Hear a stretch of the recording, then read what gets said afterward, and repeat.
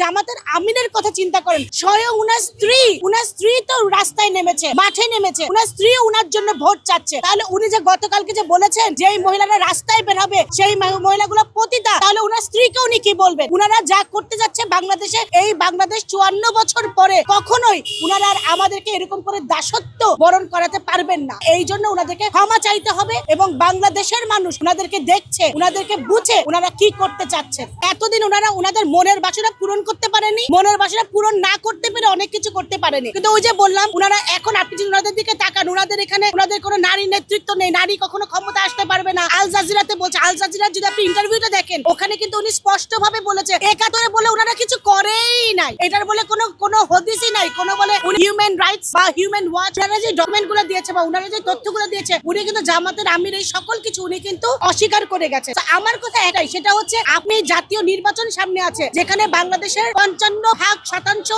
মহিলা হচ্ছে ভোটার, সেখানে আপনি আপনার 300 আসনে একজন আপনি মহিলা প্রার্থী আপনি রাখেননি। আপনার মেন্টালিটি তো সেখান থেকে বোঝা যায়। আপনি বলছেন উল্টা তাদেরকে ঘরে রাখবেন, আপনি 5 ঘন্টার বেশি তাদেরকে কাজ করতে দিবেন না, আপনি অনেক রকমের রেস্ট্রিকশন নিয়ে আসতে চান। আপনাদের মহিলাদেরকে, মহিলা সদস্যদেরকে দিয়ে আপনি পাড়ায় মহল্লায় ঘরে ঘরে বাড়িতে পাঠিয়ে দিচ্ছেন ভোট চাওয়ার জন্য। কি হচ্ছে? তার মানে উনারা মহিলাদেরকে দিয়ে কাজ করাতে চায়, কিন্তু মহিলাদেরকে কখনো উনারা সামনে আনতে চায় না। এই মতাদর্শের রাজনৈতিক দল, তাদের কাছ থেকে আমরা বারে বারে বিভিন্ন সময়ে এই ধরনের কথা শুনেছি। আমাদের নারী নীতি কেমন হবে, নারীদের অধিকার কেমন হবে, এই বিষয়গুলো নিয়ে যখন নারী কমিশন গঠন করা হলো, সেই সময়টাতে আমাদের নারী কমিশনের যে প্রধান, তাকে বেশ্যাকরণ করে এখানে সমাবেশ করা হয়েছিল। 71-এ আমাদের নারীদেরকে গনিমতের মাল বলে তাদেরকে সেনা ক্যাম্পে পাঠানো হয়েছিল। 2.5 লক্ষ মা বোনের সম্ভ্রমের যে খানি, সেটা সরাসরি তাদের যুক্ততা ছিল। এই যে ইতিহাস, সেগুলো এমনি এমনি তৈরি হয় না।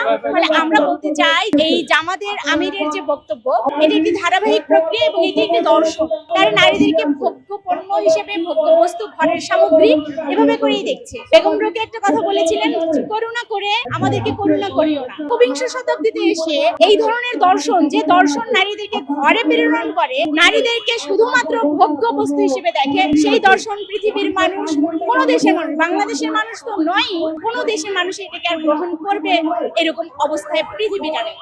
ধারাবাহিকভাবে যেভাবে নারী বিদ্বেষী অবস্থান এবং নারীদেরকে বেশ্যাকরণ করছে, তাতে আসলে তাদের বিন্দুমাত্র কোনো ক্রেডিবিলিটি থাকে না। এবং দেশের এই যে বড় একটি জনসংখ্যা নারী, তাদেরকে এইরকম চূড়ান্ত ভাবে অবমাননা করে, অসম্মান করে তারা আসলে কিভাবে এই দেশে রাজনীতি করার ধৃষ্টতা দেখায়, সেটাই আমি জানতে চাই। এবং আমার মনে হয় যে দেশে এমন একদিন সময় আসবে যখন আসলে জামাতের এইসব নারী বিদ্বেষী অবস্থান একেবারে অপ্রাসঙ্গিক হয়ে যাবে। দেশের প্রত্যেকটা মেয়ে এই ধরনের বেশ্যাকরণের দাঁত ভাঙা জবাব দিবে।